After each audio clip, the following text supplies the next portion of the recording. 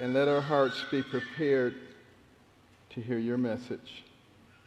I ask in the worthy name of Jesus. Amen. Well, I thought I'd talk a little bit today about who are we as Christians in the society in which we live today. You know, it's becoming a little more difficult these days sometimes to live by Christian principles without being attacked. But didn't Jesus say, if you follow me, you're going to have some trouble?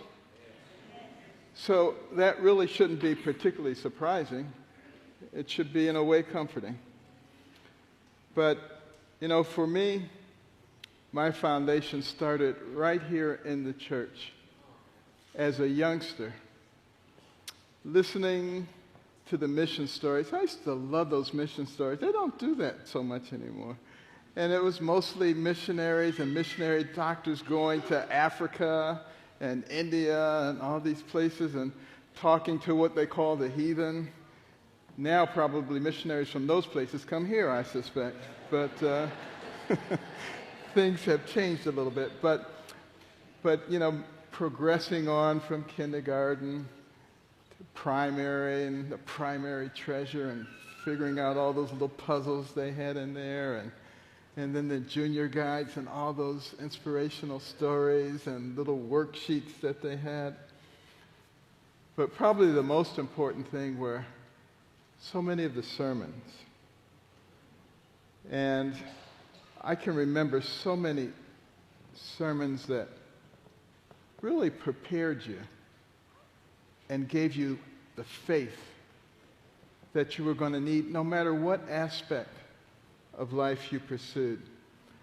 But one of the common threads through all of it was care of the vulnerable, care of the needy, care of the poor.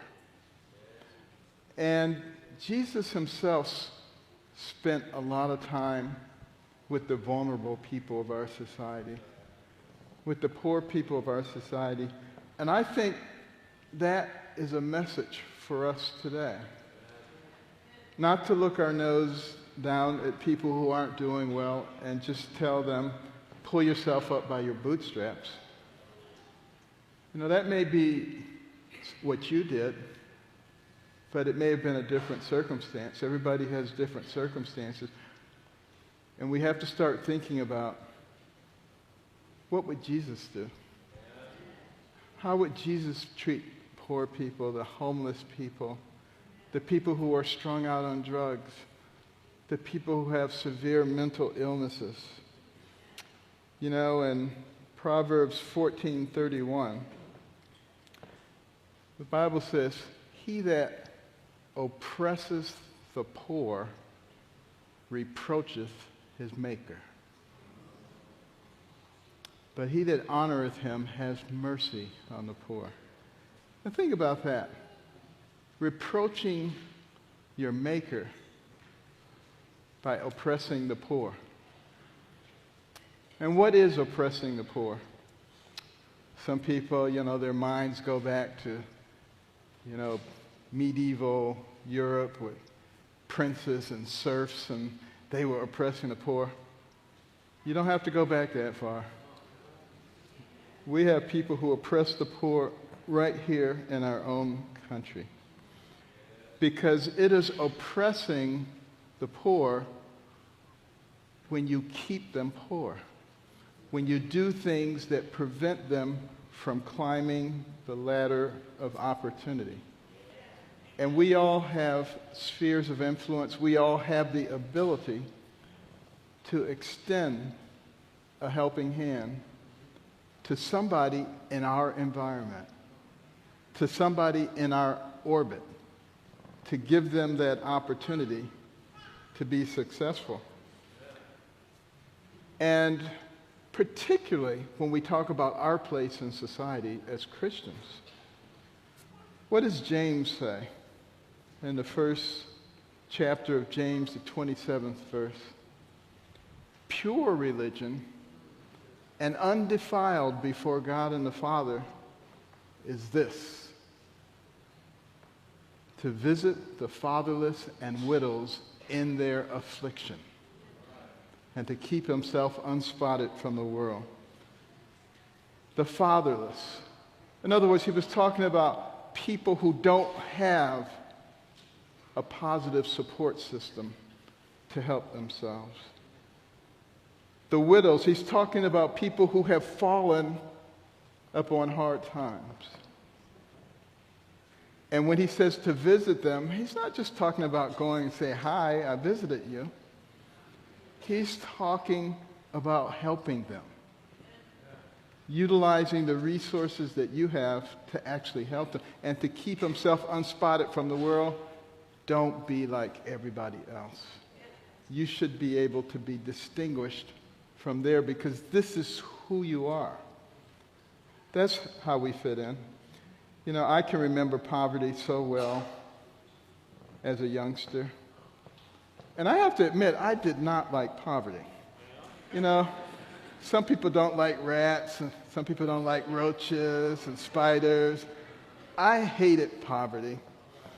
And I can vividly remember when I was in the 5th grade, and every now and then the teacher would say, "Tomorrow there are going to be popcorn balls, and they're a nickel a piece, so if you want to purchase one, bring a nickel." Some kids would bring a dime or a quarter. Some people even brought a whole dollar and bought a whole bag of them. I never had a popcorn ball. We didn't have an extra nickel to spare. And they looked so good. I gotta tell you, there was nothing better than a popcorn ball. But you know what? As life goes on and you can afford a popcorn ball, then they're not that great.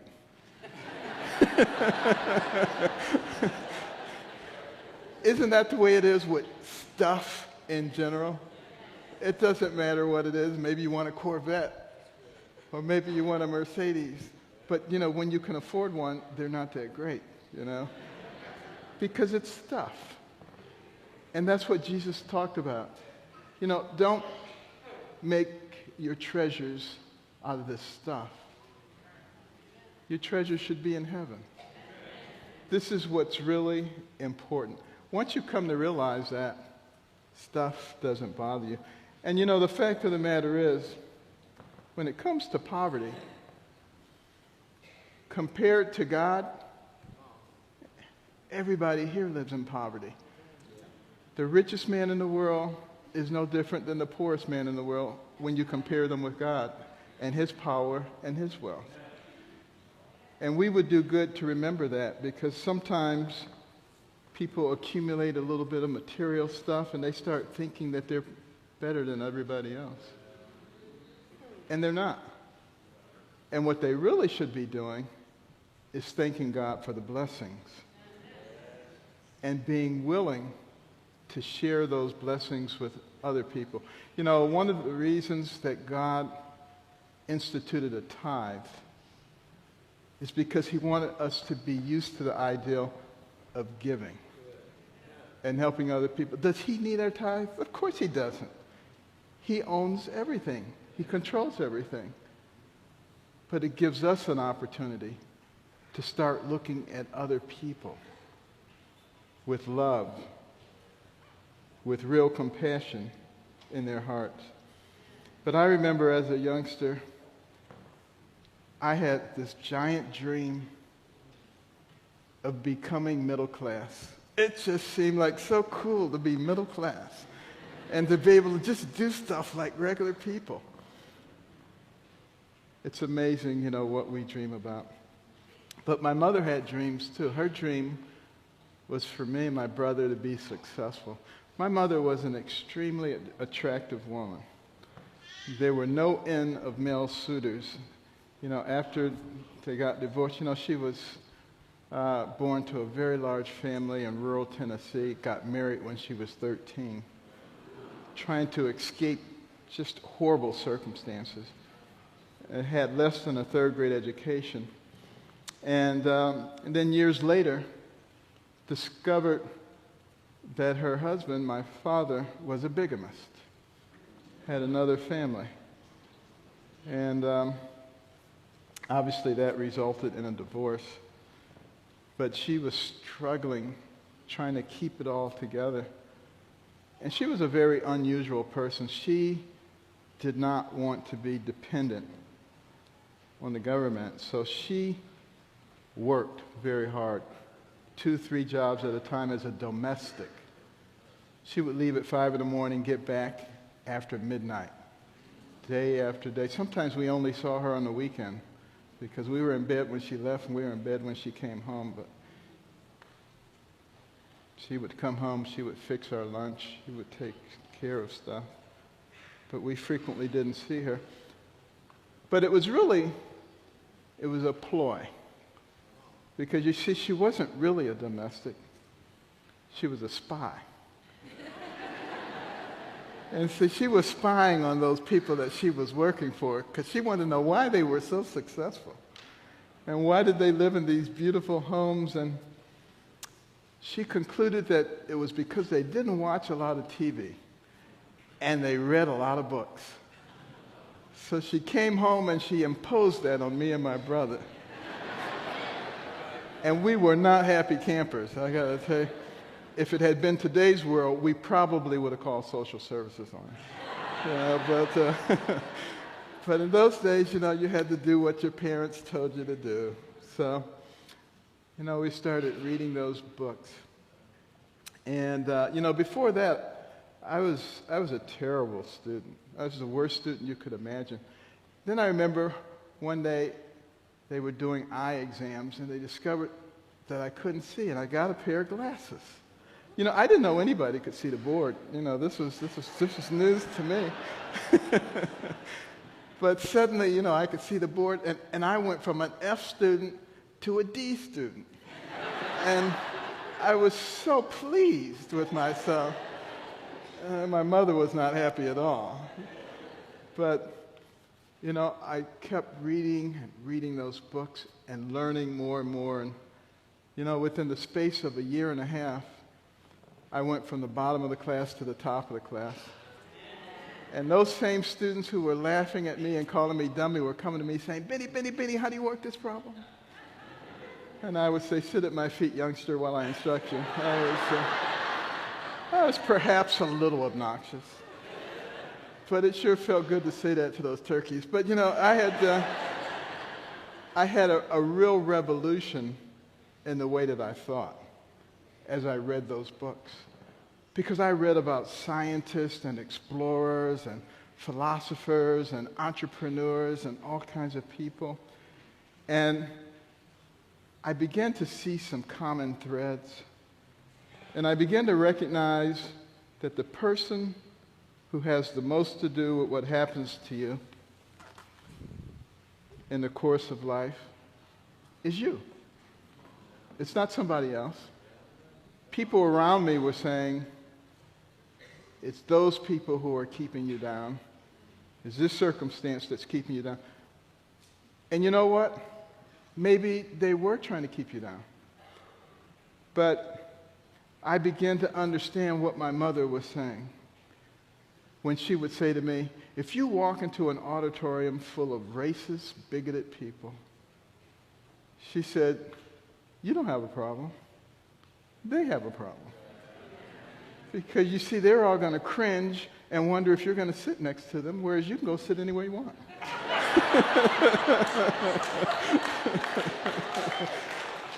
and realize that you do have control in your life. Even if there are people placing obstacles in your way, like a hurdle, every time you jump over one, you get better. It strengthens you. Doesn't mean that we shouldn't make an effort to remove those hurdles.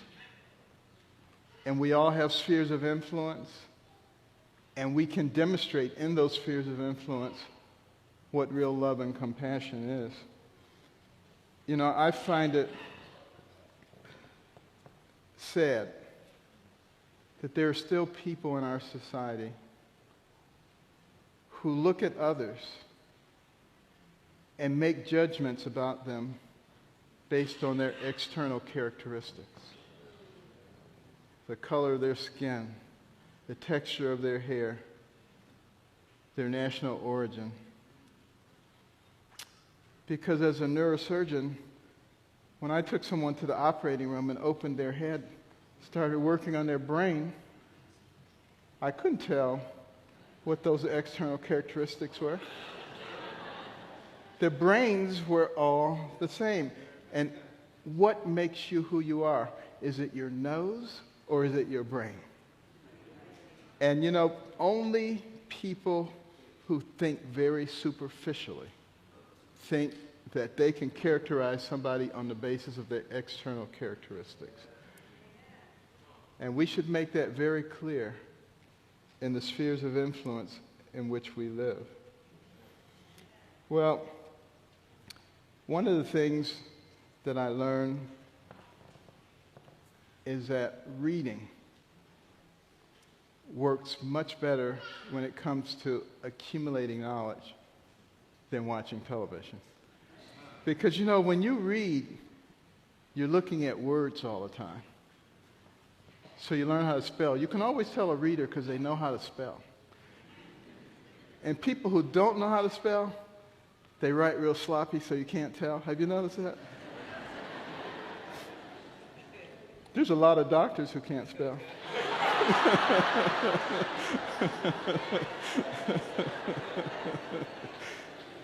But, you know, you have to take those words and you make them into sentences so you learn grammar and syntax. And you have to take those sentences and you have to make those into concepts so you learn to use your imagination. You watch television, somebody's already done all that stuff already. So you're not really exercising your brain to the extent that you should be able to. It's one of the reasons that my wife and I and the Carson Scholars Fund put so much emphasis on reading. And we open up reading rooms all over the country. In fact, Candy was here, I think, last week opening up a few reading rooms here in California. There are several here in California. These are incredible places that no young person would pass up, the way that they're decorated. And they get points for every book they read. And they can trade those in for prizes. And in the beginning, they're interested in the prizes, but it doesn't take long before that has a profound effect on their academic performance, which is what we're really trying to do, because research has demonstrated that if a child is reading at grade level, by grade 3, it changes the trajectory of their lives. And their likelihood of finishing school, not dropping out, all of that is impacted significantly. And it's also said that during those first few years, you learn to read. After that, you read to learn. It makes a big difference in what happens to you in life. And that's what we have to begin to emphasize.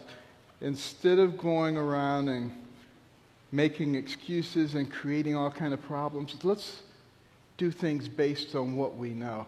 We know that if we cultivate a young person's brain and we give them what they need to become intellectually sufficient, they're going to do okay.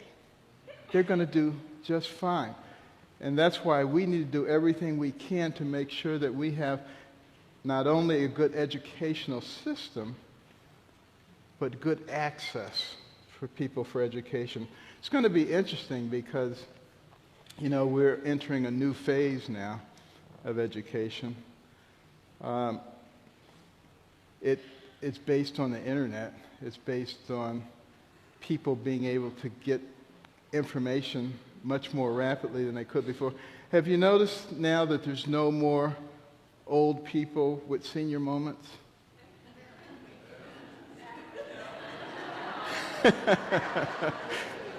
Because all they have to do is pull out their smartphone and find out what it is that they forgot. Okay? But, you know, with education, we are not very far away from virtual reality. People won't even need to go to school. They'll put on their headsets. You know, I've had an opportunity to use some of those virtual reality headsets. It's pretty amazing. I mean, you can be in Greece, you can be in Rome, you can be in Egypt, you can be in your backyard and have a tutorial on how you find the energy source that's coming into your house and open it up, and which things you can move without electrocuting yourself. All of that stuff is readily available, and it's getting even better. Can you imagine what that's going to do to education? Can you imagine what it's going to do for work? In a way, it's good because there won't be so much traffic congestion, because, you know, people can work from wherever they are. But in a way, it's terrible because people are not developing interpersonal relationships with other people the way that they should. And it's something that we're going to have to be very careful of. Parents, particularly of young children, just realize they are being exposed to things that would have been unimaginable when you were a child. Constantly, they're being bombarded with this stuff.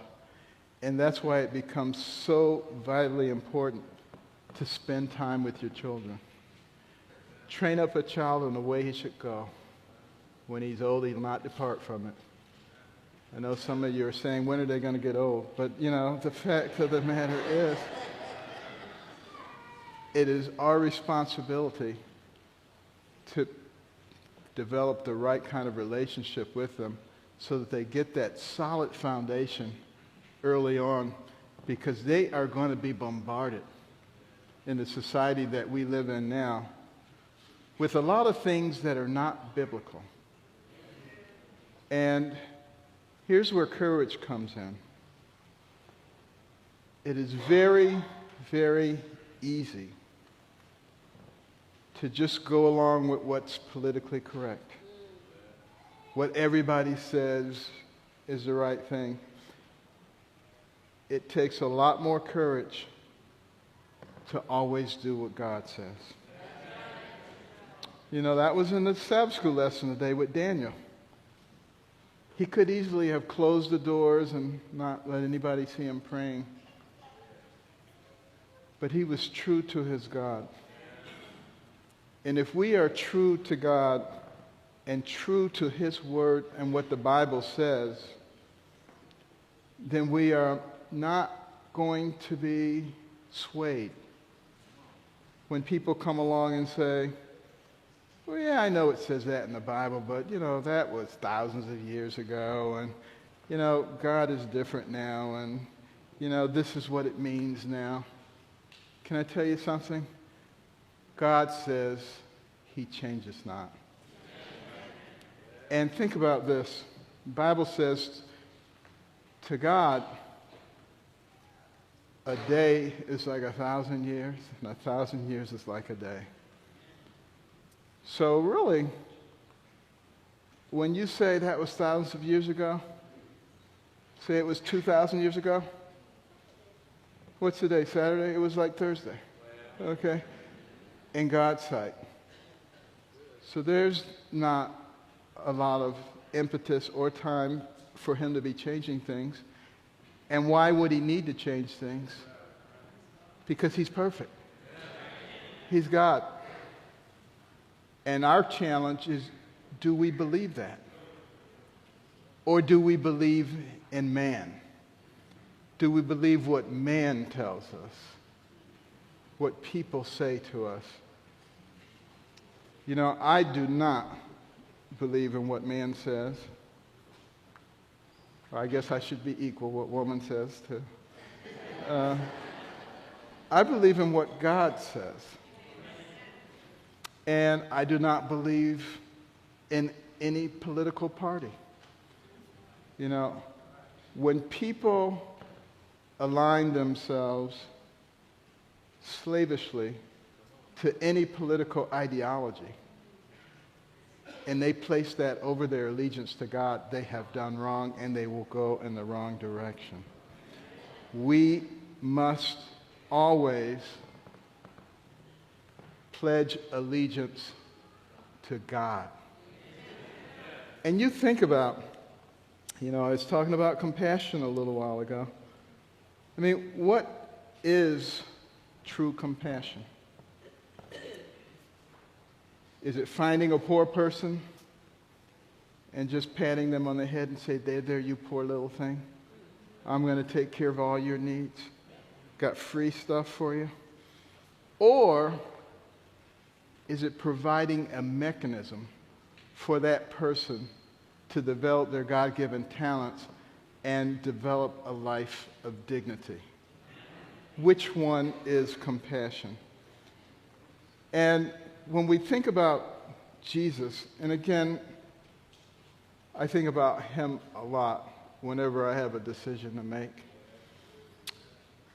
Think about some of the parables he told in the Bible. For those who think that we should say, there, you poor little thing, nobody needs to do something, I'll take care of you. Think about the parable of the talents. Who was he very pleased with?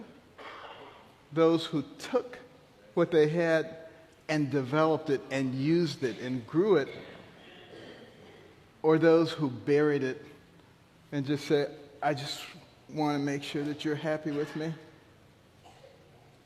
He wants us to use what he's given us. He's given us these amazing brains. We're made in God's image.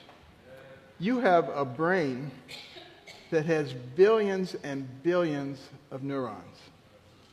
Hundreds of billions of interconnections. It remembers everything you've ever seen, everything you've ever done, everything you've ever heard. It's all in there, which is why, remember when you were a little tot, there was a little song, be careful, little eyes, what you see, little ears. All that stuff goes in there.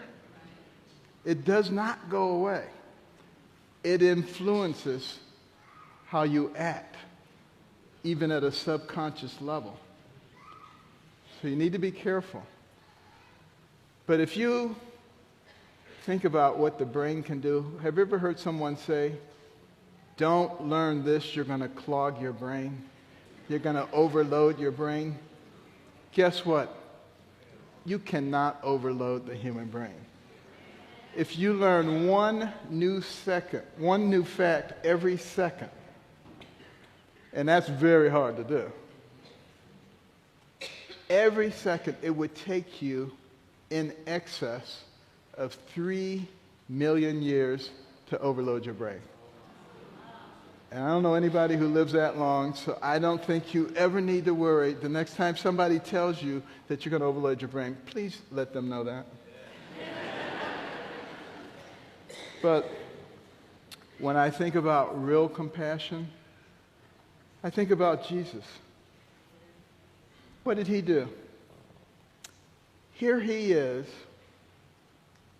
the creator of the universe, all power and majesty and prestige. With all of that, he humbled himself. He came here as a man. He was humiliated, tortured, and killed. Why? Because he loves us. Think about that. I mean, how are we? God gave his only begotten Son for us. Who are we? I mean, we're slime balls. Think about it. We sin all the time. Some of us think we don't sin, but we do. If you think you don't sin, you're sinning because you're proud. Okay? So it really doesn't matter. We're sinful beings. And that's why he came to save us. And we all know the verse, John 3:16 and 17. For God so loved the world that he gave his only begotten Son, that whosoever believeth in him should not perish but have everlasting life. For God sent not his Son to the world to condemn the world, but the world through him might be saved. What does that tell you? It tells you that he came to save us. He didn't come to condemn us. You know, when I was a kid, somehow I developed this aberrant notion that God was always watching you and writing down every little thing you did so that in the judgment day, he could say, remember on April the 17th what you did? But that's not who God is. God will do anything that he can possibly do to save you. If that means sometimes allowing some difficulty in your life so that you are redirected to him, he will do that. But he knows the beginning from the end. He knows what's necessary. And he will do whatever it takes. And you have to actively resist. Because I believe that God will save anybody who would be happy in heaven. But if you wouldn't be happy in heaven, wouldn't that be torture to be there forever? He loves people enough that he's not going to torture you forever by having you in a place where you're going to be miserable. But we need to get our hearts right and in harmony with him, understanding what, in fact, true compassion is and letting that be the thing that drives us. And doing what is right. When we read John 3:16, think on those words. Whosoever believeth in him.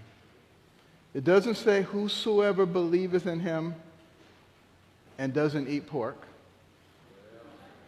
It doesn't say whosoever believeth in him and belongs to this party or belongs to that party. See, we like to add a lot of stuff on. We don't need to be adding anything to what he says, and we don't need to be taking anything away from what he says. We need to be believing what he says. It will make all the difference in the world. And that will just lead us to do what's right. And that has been, the case throughout my medical career. I would be faced with these challenging situations. I remember one time one of the obstetricians came to me and he says, I have this woman and she's having twins, and one of them has a severe case of hydrocephalus and the head is expanding so rapidly that she's going to go into premature labor and both twins will be lost. And can you do an operation on that baby while it's still in the womb? Well, that was before intrauterine surgery was acceptable. In fact, there had been an article in the New England Journal of Medicine saying, we're not ready for this. But here was a situation where not only the baby with the problem was going to be lost, but the other baby was going to be lost too. And as I think about how God honors life, even from conception, I said, Lord, please guide me, show me what needs to be done here. And he guided me to a neurosurgeon in Philadelphia who'd been doing some experiments on sheep with hydrocephalus. And he had actually developed a technique for being able to operate in utero in the sheep that was pregnant. And I said to him, do you think we could modify some of what you did so that we could do this in a human being and we could do it within the next week?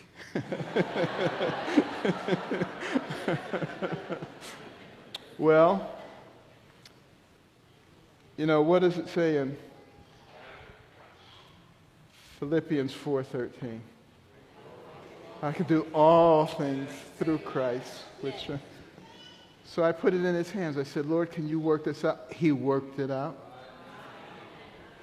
And we were able to do the operation. We couldn't do it at Johns Hopkins because the ethics committee took too long. The babies would have been dead by the time they finished. They're sort of like Congress. But at any rate...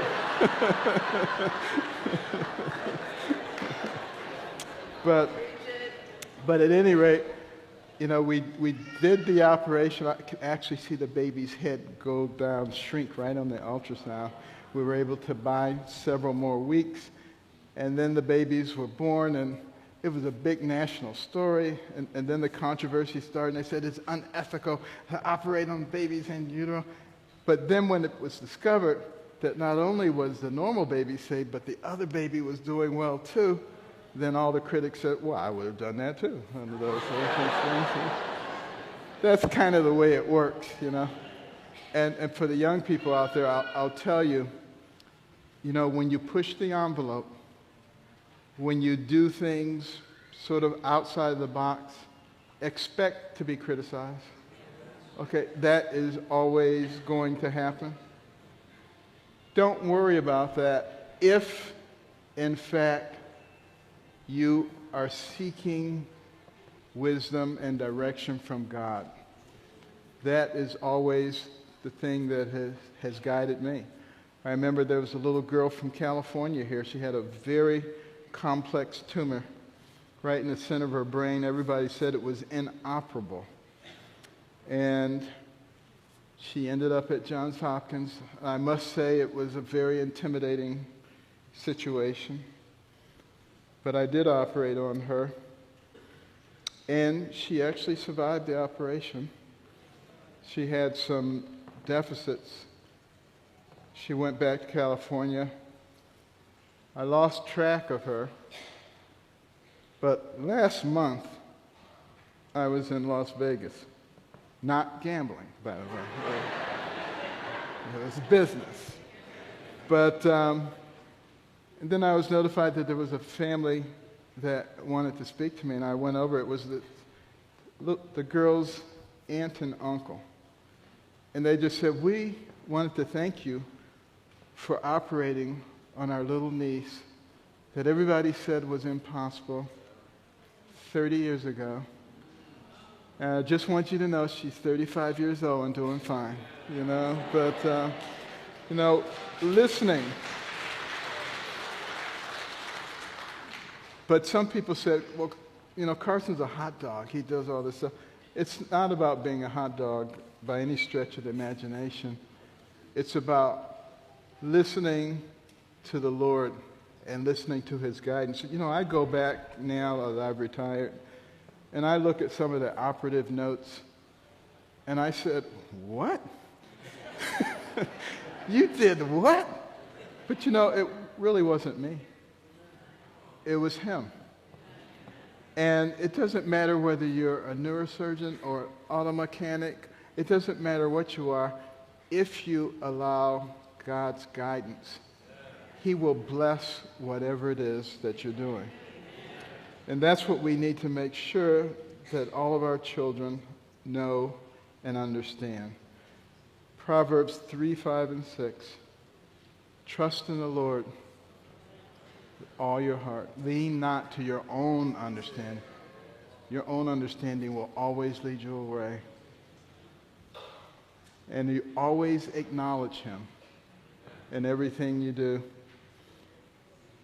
You know, when I first got into public life, someone said to me, you know, congratulations, this is all great and well, but you're going to have to stop with all this God stuff because, you know, separation of church and state and all this stuff. And I said, it's not going to happen. I said, I will gladly give up anything in government, but I will never give up God. And that is absolutely... Please tell me, what is there in government? What is there in Hollywood? What is there in the world of finance? that even begins to compare with a relationship with God. And how long are we here? You know, even if you get to be 100 years old, what is that against the backdrop of eternity? You know, we have to put all of these things in perspective. And that also removes fear. Because even if you're going to be persecuted, how long are you going to be persecuted? Compared to the backdrop of eternity, it really doesn't matter. That's what Paul was talking about when he said all this stuff, I counted as dung. You know, this is nothing. Because he could see what the big picture was. That's what we need to do. Focus on Jesus, not focus on ourselves. You know what happens when you focus on yourself? You get depressed. Okay? Because you're always messing up. Okay, but he never messes up. And therefore, just focus on him because he said, I'm your righteousness. It is me and not you. And if that's what it means when it says, whosoever believeth in him. We believe in him. If we worry all the time about ourselves, it means we don't think that what he did was good enough to save us. And he said, all you have to do is come to me, believe in me, accept me. Now, some people say, so if I believe in God, it just means I can be any kind of person I want to be? Well, you know what? I'll give you a good example. When you get married, you take wedding vows. And oftentimes they're flowery, they're beautiful, wonderful. But do you have to consult them all the time? Let's see, what did it say now that time? Not if you love your spouse. You don't have to consult the wedding vows because your actions demonstrate that you love your spouse. And when you believe in him and accept him, the very same thing happens.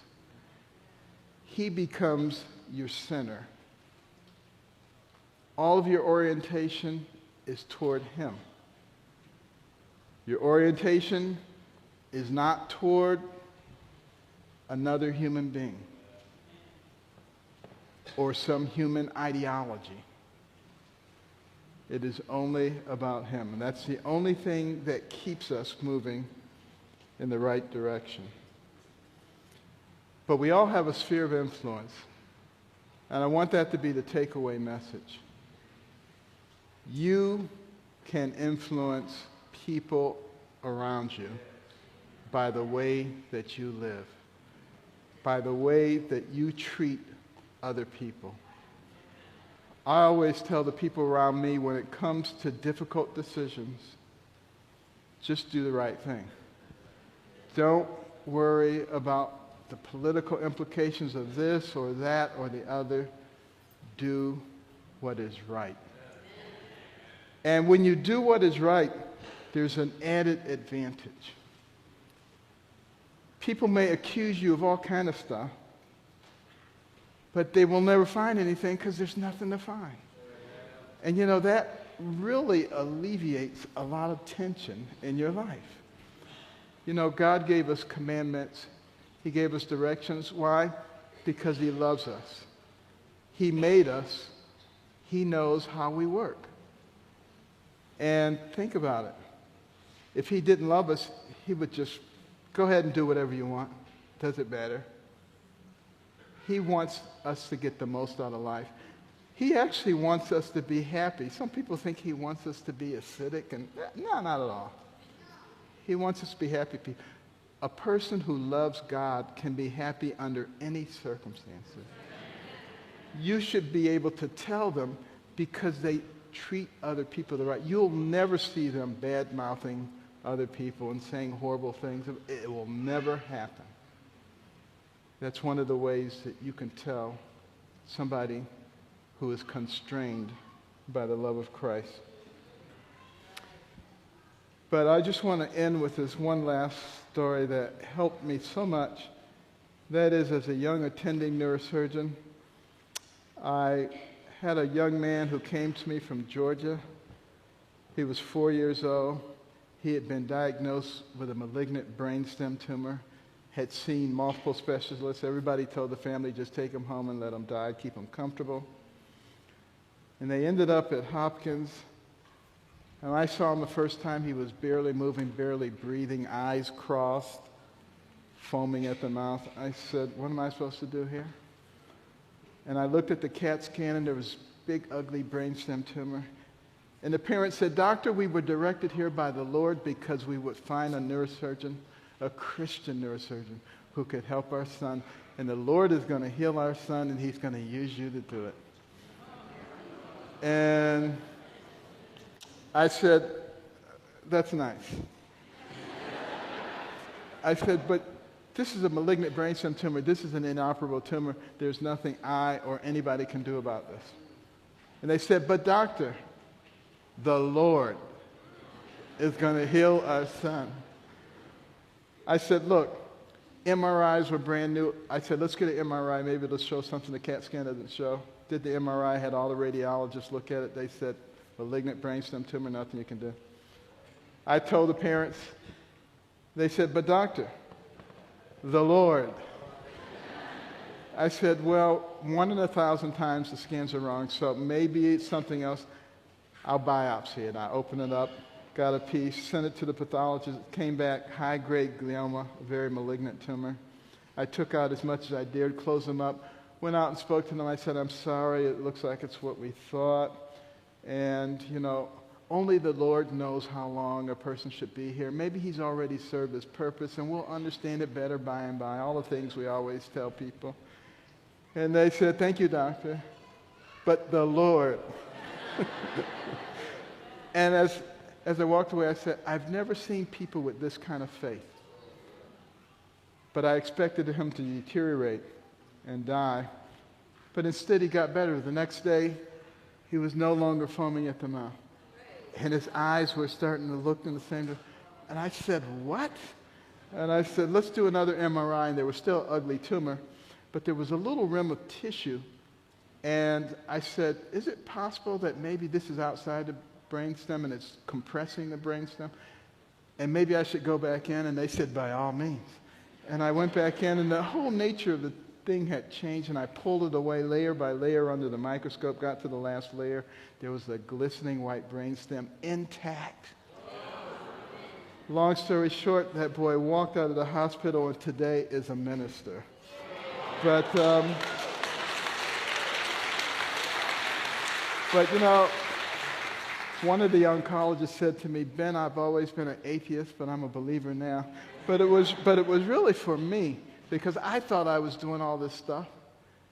And after that, I realized it wasn't me. It was God. And this is what we must teach our young people. Let God be the one who is in charge. Because, I'll allude to it again, Philippians 4:13. What does it say? I can do all. Or does it say, I can do some things? Does it say, I can do many things? Most things? All things. Because we serve a mighty God.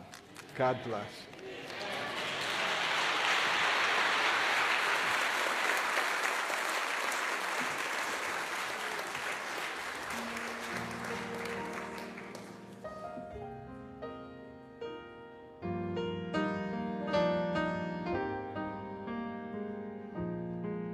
Days are filled with sorrows and cares, hearts often lonely and dread,